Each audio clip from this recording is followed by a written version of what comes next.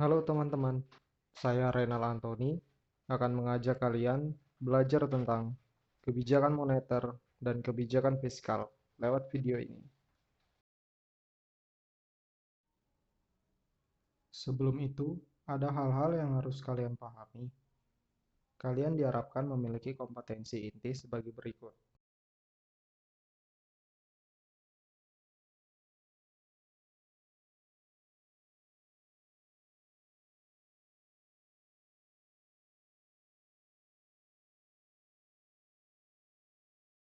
Siswa diharapkan juga memiliki kompetensi dasar.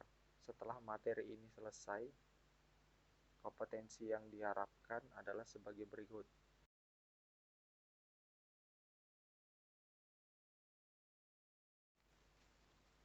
Lalu tujuan pembelajarannya, melalui pembelajaran ini diharapkan peserta didik mampu mengidentifikasi kebijakan moneter dan kebijakan fiskal dengan sikap mandiri dan percaya diri.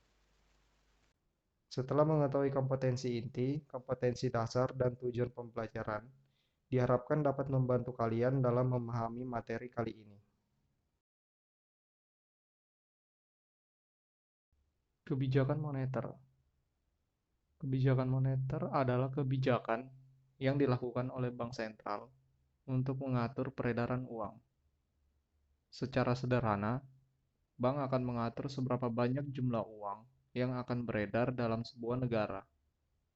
Kegiatan yang dilakukan mulai dari perencanaan, pencetakan, pengendalian, penarikan, dan peleburan uang. Peredaran uang yang tidak terkendali akan menyebabkan kondisi ekonomi yang buruk. Salah satunya adalah krisis moneter yang pernah terjadi pada tahun 1998. Kebijakan fiskal adalah kebijakan yang dilakukan oleh pemerintah untuk mengatur penerimaan dan pengeluaran negara. Persen.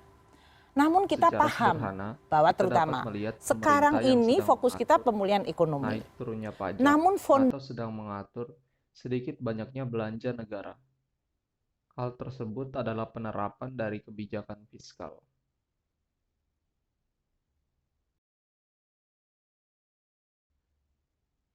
Secara umum, tujuan bank melakukan kebijakan moneter adalah untuk menjaga stabilitas ekonomi. Jika ekonomi stabil, tentunya hal ini merupakan awal tercapainya peningkatan kesejahteraan rakyat dengan ditandai peningkatan pertumbuhan ekonomi.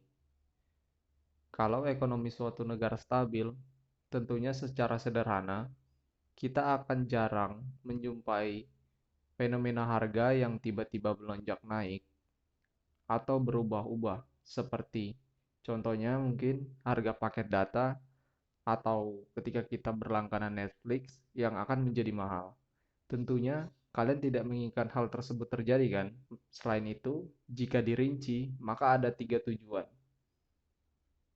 yaitu menjaga stabilitas harga secara umum, meningkatkan kesempatan kerja, dan memperbaiki neraca perdagangan. Secara umum, tujuan kebijakan fiskal adalah memperbaiki dan meningkatkan perekonomian negara. Kebijakan fiskal digunakan untuk mencapai pertumbuhan ekonomi. Kita tentu menginginkan Indonesia menjadi negara maju, bukan? Di mana negara kita dapat menjadi salah satu dari perwakilan benua Asia, seperti negara maju lainnya, misalnya Jepang dan Korea Selatan.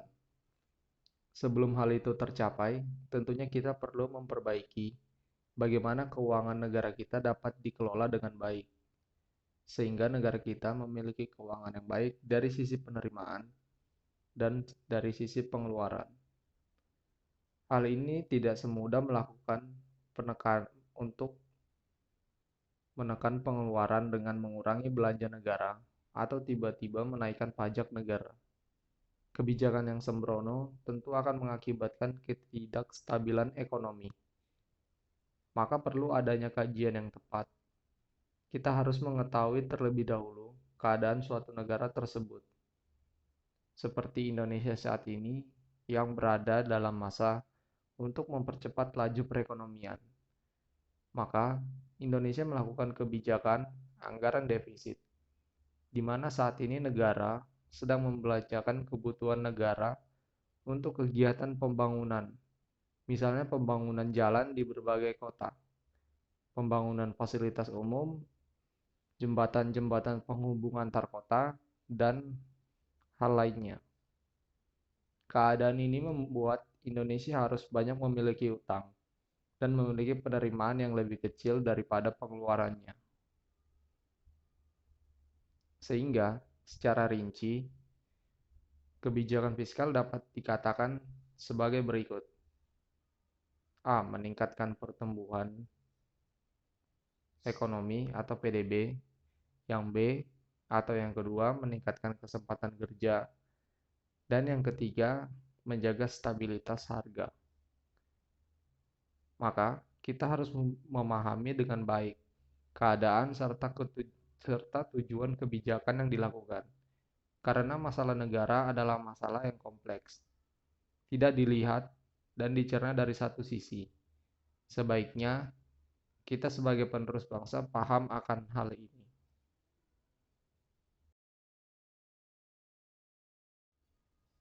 Seperti yang sudah dijelaskan di awal, Bank Sentral akan mengatur uang yang ada atau peredaran uang yang ada.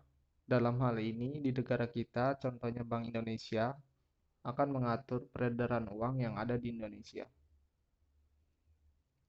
Dan peran dan kebijakan yang pertama adalah kebijakan uang ketat atau biasa dikenal dengan tight money policy. Ini adalah salah satu kebijakan yang peran dan fungsinya untuk mengatur jumlah uang yang beredar. Kebijakan ini akan diambil ketika negara Indonesia mengalami inflasi. Keadaan inflasi adalah keadaan di mana harga barang dan jasa secara terus-menerus mengalami kenaikan. Kita dapat mengukur waktunya dalam hitungan per tahun. Ketika jumlah barang tetap dan uang terlalu banyak beredar akan mengakibatkan daya beli masyarakat meningkat. Pada kondisi ini, harga barang akan cenderung mengalami kenaikan 2 kali lipat karena barang yang mereka tawarkan terbatas. Namun, di sisi lain, permintaan barang dan jasa akan meningkat. Tentunya para penjual dalam artian secara umum akan menaikkan harga untuk mendapatkan keuntungan yang lebih banyak. Maka, mengurangi jumlah uang beredar merupakan hal yang tepat dilakukan agar daya beli masyarakat berkurang.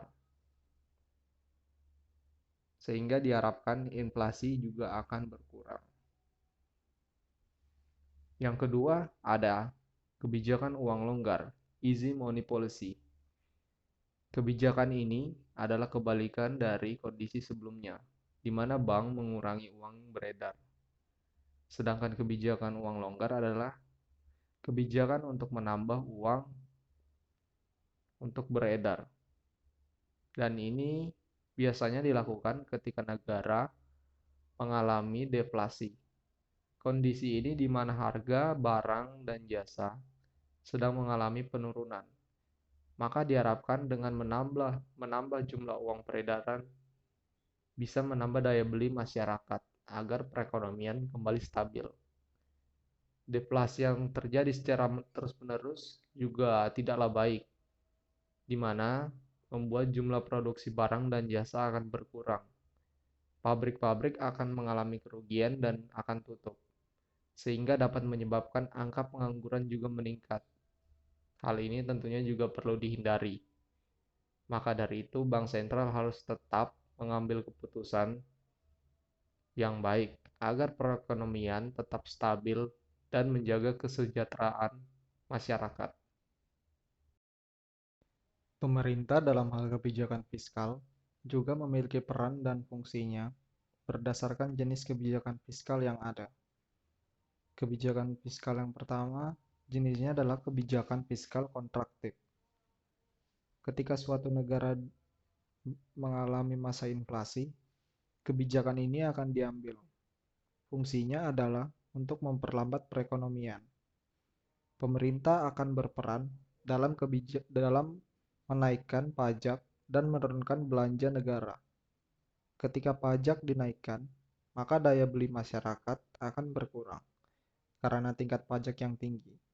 Hal ini kemudian diharapkan akan menurunkan tingkat inflasi yang terjadi, sehingga salah satu dampaknya di mana kenaikan harga barang dan jasa akan kembali normal.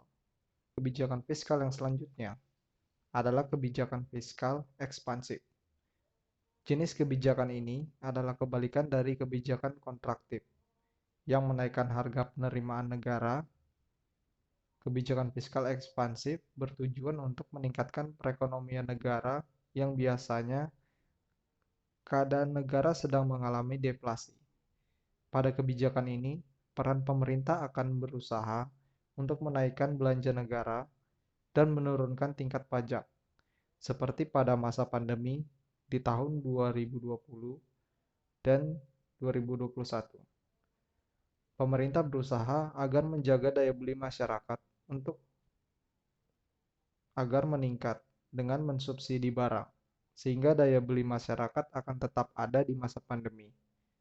Orang-orang yang bekerja dalam produksi barang akan tetap bekerja dan pemutusan hubungan kerja dapat diredam, sehingga kondisi bertambahnya pengangguran relatif bisa dikendalikan pada saat pandemi. Tentu peran pemerintah dalam mengambil kebijakan fiskal ekspansif pada saat pandemi sangat membantu agar suatu negara tetap bertahan dan berusaha untuk kembali pulih pada saat ini. Dalam kebijakan fiskal maupun kebijakan moneter, terdapat beberapa instrumen sehingga kebijakan tersebut dapat berjalan dengan baik. Yang pertama, kita akan membahas kebijakan moneter. Dalam kebijakan moneter, terdapat beberapa instrumen. Instrumen secara sederhana dapat kita artikan sebagai alat yang digunakan untuk mengerjakan sesuatu. Dalam hal ini, Bank Sentral menggunakan beberapa instrumen atau alat dalam pelaksanaan kebijakan moneter. Yang pertama adalah operasi pasar terbuka. Dalam keadaan inflasi, Bank Sentral dapat menjual surat berharga yang dimilikinya, misalnya kepada bank umum. Contohnya adalah Bank Indonesia menjual surat berharga kepada Bank Mandiri, sehingga Bank Indonesia akan dapat menarik sejumlah uang dari bank umum yang mengakibatkan jumlah uang yang beredar di suatu negara akan berkurang, karena kemampuan bank umum dalam menyediakan pinjaman akan otomatis berkurang. Begitu juga sebaliknya. Jika keadaan suatu negara sedang mengalami deflasi, Bank Sentral akan membeli surat berharga dari bank umum. Yang kedua, ada instrumen yang akan menunjang dalam kebijakan moneter, yaitu adalah politik diskonto. Ketika Indonesia mengalami inflasi, maka Bank Sentral akan menaikkan suku bunga yang ada di bank dan akan menyebabkan masyarakat akan cenderung menyimpan uangnya di bank, sehingga jumlah uang yang beredar akan berkurang. Akibatnya, tidak ada pinjaman yang dilakukan oleh masyarakat. Sebaliknya, dalam keadaan deflasi, Bank Sentral akan menurunkan suku bunga, yang akan menyebabkan orang akan cenderung meminjam uang. Yang ketiga adalah instrumen yang berkaitan dengan bank-bank umum yang ada di suatu negara. Dalam hal ini, Bank Sentral akan mengatur untuk menetapkan besarnya cadangan kas minimum yang wajib disimpan dan tidak boleh dipinjamkan kepada masyarakat. Ketika inflasi terjadi, Bank Sentral akan menaikkan rasio cadangan kas milik bank. Kenaikan akan mengurangi dana yang ada di bank dan akan mengurangi kemampuan bank untuk meminjamkan dana kepada masyarakat. Hal yang sebaliknya akan dilakukan jika negara dalam keadaan deflasi, adalah dengan menurunkan rasio cadangan kas, sehingga kemampuan bank dalam meminjamkan dana akan bertambah, yang menyebabkan peredaran uang juga akan bertambah banyak. Instrumen yang selanjutnya adalah syarat kredit ketat. Tidak berbeda jauh dengan instrumen sebelumnya, pada saat inflasi, bank sentral akan mengetatkan syarat untuk melakukan kredit, sehingga masyarakat akan cenderung mengurangi pinjaman atau bahkan sulit mendapatkannya. Tetapi ini akan berbeda ketika negara mengalami deflasi. Masyarakat akan mendapat kemudahan untuk bisa memperoleh pinjaman, sehingga uang yang beredar di masyarakat akan bertambah banyak. Yang terakhir, ada instrumen yang tidak bersifat teknis. Biasanya bentuknya berupa pidato, pengumuman, atau edaran dari bank sentral yang berisi himbauan kepada bank umum untuk menahan atau mengurangi pinjaman sesuai dengan keadaan negara saat itu, baik pada saat inflasi maupun ketika deflasi.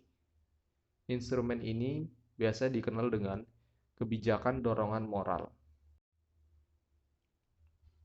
Kebijakan fiskal juga mempunyai beberapa instrumen.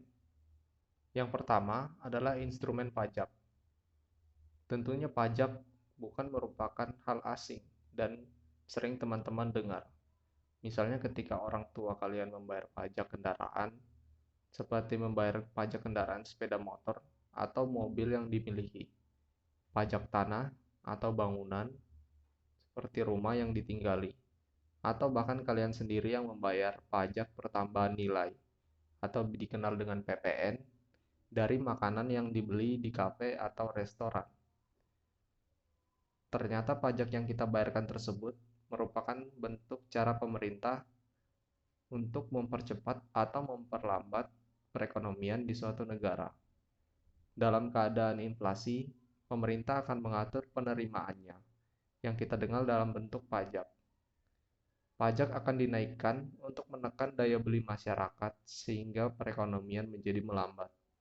Tentu saja dalam keadaan ini, peredaran uang akan menurun akibat daya beli masyarakat yang menurun. Begitu juga sebaliknya, dalam keadaan deflasi, pajak akan diturunkan. Keadaan ini akan membuat daya beli masyarakat meningkat akibat harga barang yang cenderung akan murah, sehingga peredaran uang di masyarakat akan meningkat kembali. Dan untuk instrumen yang kedua adalah belanja negara. Dalam tujuan untuk meningkatkan perekonomian, dalam keadaan deflasi, biasanya pemerintah akan meningkatkan belanja negara, misalnya lewat proyek-proyek pembangunan jalan atau fasilitas umum. Terbukanya proyek umum ini akan merangsang perekonomian lewat pembelian bahan baku infrastruktur. Sedangkan dalam keadaan inflasi dan dalam langkah memperlambat perekonomian, pemerintah tentu akan mengurangi belanja negara.